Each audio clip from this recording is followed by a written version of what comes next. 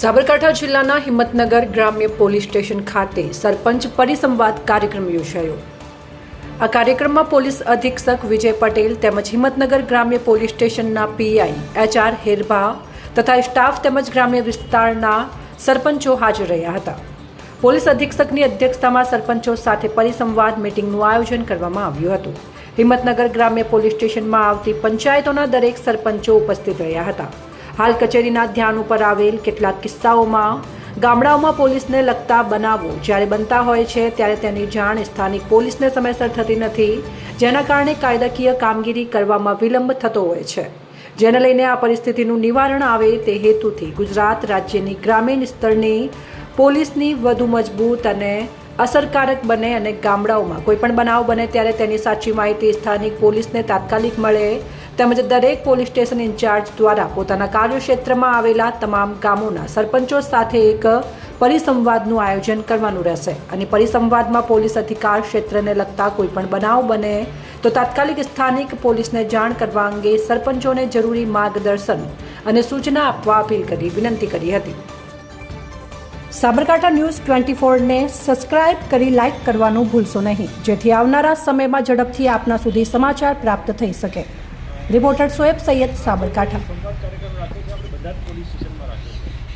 એની પાછળનો મુખ્ય આશય આપણો એ છે કે ઘણી વખત એવું થાય છે કે ગામમાં કોઈ ઘટના બને છે, ગામમાં નાનો મોટો પ્રસંગ હોય છે, કોઈ પોલિટિકલ બાબત થઈ જાય છે અથવા તો કોઈ એવો મોટો ઇસ્યુ થઈ જાય છે કે જેની જાણ સ્વાભાવિક છે કે સૌથી પહેલાં ગ્રામજનોને થવાની છે। એ વસ્તુ બહુ મોટા લેવલે એસ્કેલેટ ના થાય, બહુ મોટું સ્વરૂપ ના આપે, એની માટે તાત્કાલિક પોલીસ ત્યાં હાજર થાય એ જરૂરી છે। પરંતુ જ્યાં સુધી પોલીસને મેસેજ મળશે નહીં ત્યાં સુધી પોલીસ જગ્યા પર આવી શકશે નહીં।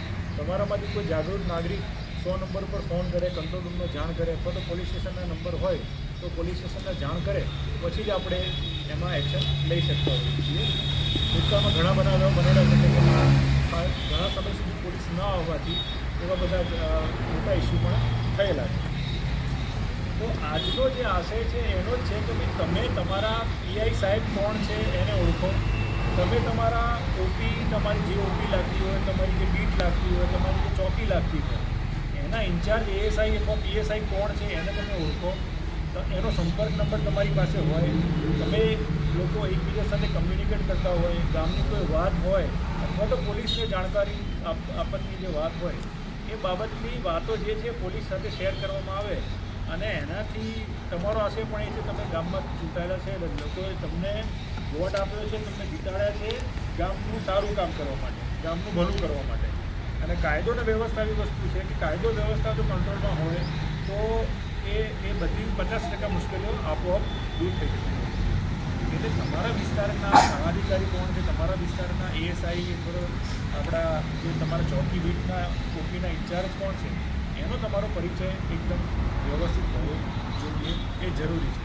ઘણી વખતે પીઆઈને પૂછીએ કે ભાઈ તમારા ગામના સરપંચ કોણ છે તેમને ખબર ના હોય, કદાચ એ નવા આવ્યા હોય અથવા તો તમે નવા બદલાયેલા હોય અથવા તો તમે એ લોકોનો સંપર્ક ના રાખતા હોય તો આ જે ગેપ છે આજે એ દૂર કરવા માટે થઈને આજે આપણે ભેગા થયા છે। એમાં પોલીસને લગતી કોઈ પણ વસ્તુ આવી શકે છે, જેમ કે અમે એક વોટ્સએપ ગ્રુપ બનાવ્યું છે, તમામ સરપંચ જેટલા પોલીસ સ્ટેશન વિસ્તારમાં HRમાં એટલે ગ્રામ્ય પોલીસ સ્ટેશનમાં જેટલા પણ ગામ આવતા હશે એ તમામના સરપંચનું એક ગ્રુપ છે આપણી પાસે। તો એમાં તમે માહિતી સબર તમે કે કોઈ પણ જે ગુડ મોર્નિંગના કે પેલા સવારવાળા મેસેજની વાત નથી કરતો, એ મૂકવા પણ ના જોઈએ, બરાબર છે।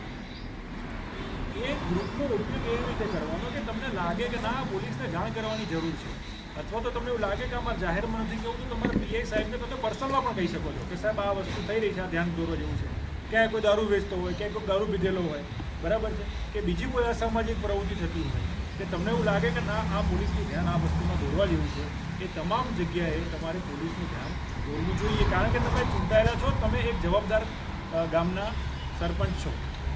પહેલાંના જમાનામાં જ્યારે પોલીસ બહુ ઓછી હતી, જ્યારે આપણે આઝાદ થયા એના શરૂઆતના વર્ષોમાં ત્યારે એક પોલીસ પટેલનો કોન્સેપ્ટ હતો, નામ હતું પોલીસ પટેલ। પોલીસ પટેલ એટલે બીજું કોઈ નહીં પણ ગામના એક સરપંચ હતા, કે ગામમાં જે સરપંચ હોય એ પોલીસ પટેલનું કામ કરે કે બહુ એ વખતે તો પોલીસ સ્ટેશને આખા ઓછા અથવા તો બહુ મોટો વિસ્તાર હોય એમાં એક પોલીસ સ્ટેશન હોય, ગાડી એક હોય, માણસો 10-15 માણસો હોય, એટલે પીએસઆઈ સાહેબ હોય કે 10-15 દિવસે મહિને એક વખત ગામનો આંટો મારી છે, તો એ દરમિયાન ગામમાં કોઈ ઘટના બની હોય તો એની જે જાણ છે એ પોલીસ પટેલ એના ડાયરીમાં નોંધતા અને પછી પોલીસને જાણ કરતા. આ જુદા જ્યારે આપણે આઝાદ થયા ત્યારે આ સિસ્ટમ અમલમાં હતી. હવે ધીમે ધીમે જમાનો બદલાતો ગયો, પોલીસ સ્ટેશનનો એરિયા નાનો થતો ગયો, પોલીસ સ્ટેશનમાં સ્ટાફ વધી ગયો અને સૌથી વધારે કોમ્યુનિકેશન, બરાબર છે કે નેટવર્કિંગ એટલું સારું થઈ ગયું કે પહેલાં લેન્ડલાઇન ફોન આવ્યા અને હવે મોબાઈલ ફોન આવ્યા. એના કારણે આપણે બધાનો સંપર્ક આમ જોવા જઈએ તો વધી ગયો, પણ જે ફિઝિકલ સંપર્ક છે એ ઘટી ગયો. કે જે આવીને તમે બેસિક પોલીસ સ્ટેશન પીએસઆઈની ચા પીને જતા અથવા પીએસએફ તમારા ઘરે ચા પીવા આવતા, એ ઘણું ઓછું થયું. પહેલાં તો કેવું થાય, ગામની વિઝિટ હોય એટલે તમારે જાય તો ક્યાં જાય, પહેલાં સરપંચના ઘરે જાય, કારણ કે સરપંચના ઘરેની બધી માહિતી મળી જતી હોય, બરાબર. તો એ ધીમે ધીમે ઘટી ગયું.